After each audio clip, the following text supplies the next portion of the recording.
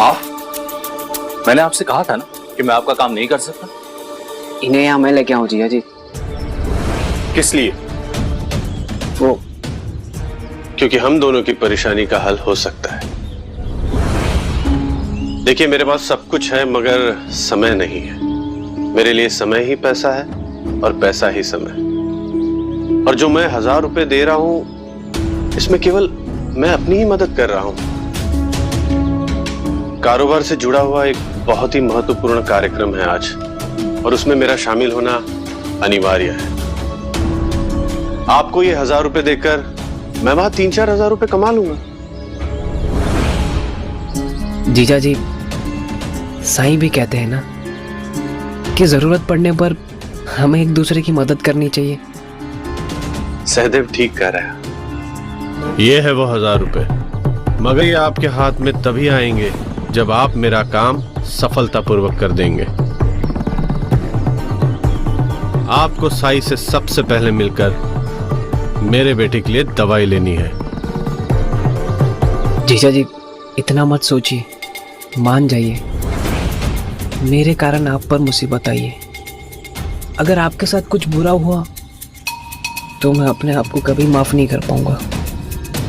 और अगर आपने कुलकर्णी सरकार के एक बार पैसे दे दिए तो हम शांति से रह पाएंगे।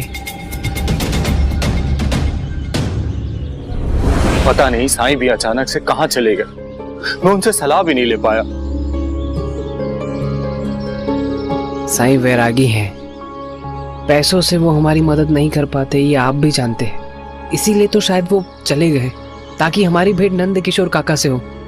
उनका हमसे यूं मिलना, हमें ये प्रस्ताव देना, ये सब साईं का प्रत्यक्ष रूप से मदद करने का तरीका है। आप हाँ कर दीजिए। जीजा जी, कम से कम एक बार आप ताई और उद्धव के बारे में सोचिए। आप और मैं, हम किसी भी मुसीबत का सामना कर सकते हैं, पर अगर सरकार ने हमें कारावास भिजवा दिया, इस घर को जब्त कर लिया, तो वो दोनों क्या करेंगे? वो दोनों कहां जाएंगे? धर धर की ठोकरें खानी पड़ेंगी उन्हें।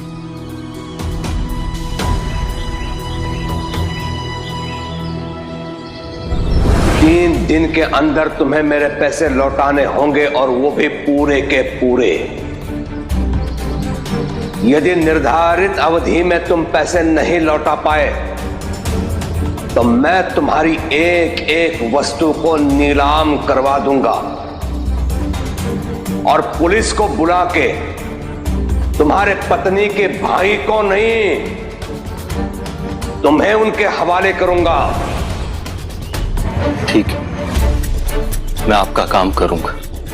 शुक्रिया माधव जी। साईं कब तक आएंगे?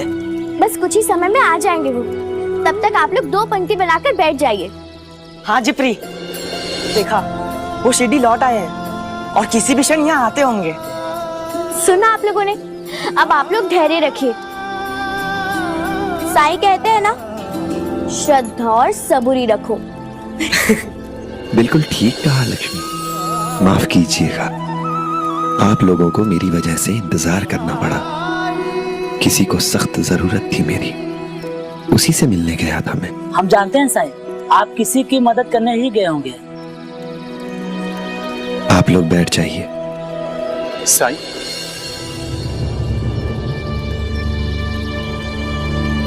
साईं, आपसे कुछ जरूरी बात करनी। बाद में श्यामा, ये लोग तुमसे पहले आए हैं,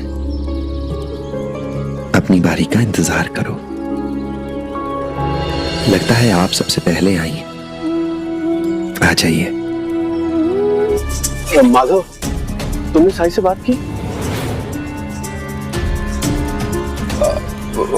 साईं से बात तो नहीं हुई, लेकिन वो कभी भी हमें दवाई देने के लिए बुला सकते हैं। अरे तो किस बात के पैसे दे रहा हूं?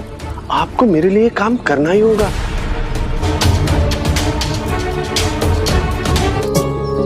राम जी भला करें। लक्ष्मी, इसी पंक्ति के दूसरे व्यक्ति को बुलाओ। अब आप आइए। आइए, इस कतार में प्रतीक्षा करते हैं। साईं यहाँ से लोगों को पहले बुला रहे हैं। लेकिन अब आपको सुनिश्चित करना है कि साई से 3 दिन की दवा देने के लिए मना ले। ठीक, आइए। तैयार रहिए, अगली बारी हमारी है। अब दूसरी पंक्ति से आप आ जाइए। ये क्या, बारी तो हमारी थी, साई ने हमें बुलाया क्यों नहीं? और आप कुछ कहते क्यों नहीं? मैं बात करता हूं। साई, इनका बेटा बहुत बीमार है। सबुरी श्यामा, यहां सभी लोग अपनी समस्याएं लेकर ही आए हैं। अपनी बारी की प्रतीक्षा करो। क्या क्या कहा साई ने? उन्होंने मेरी बात सुनी ही नहीं। जरूर कोई ना कोई कारण है, वरना साई। मुझे कुछ नहीं सुनना। अब मैं आपको 1 पैसा नहीं देने वाला। आप पैसे पाने लायक ही नहीं है। जा रहा हूं मैं। काका, काका सुनिए तो।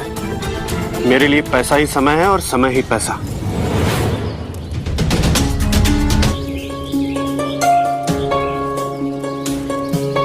मैं तुम्हें आखिरी मौका दे रहा हूं। साई, वो सबुरी श्यामा, साई आज ही मेरे साथ ऐसा क्यों कर रहे हैं? जैसे जैसे वो मुझसे बात ही नहीं करना चाहते। क्या कहा साई ने? बोलो।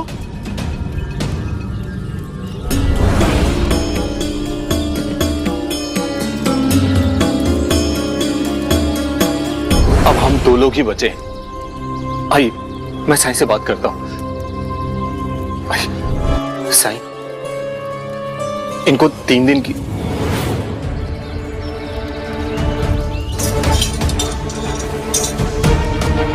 मैं थोड़ी देर में आता हूं, तुम यहीं मेरा इंतजार करो।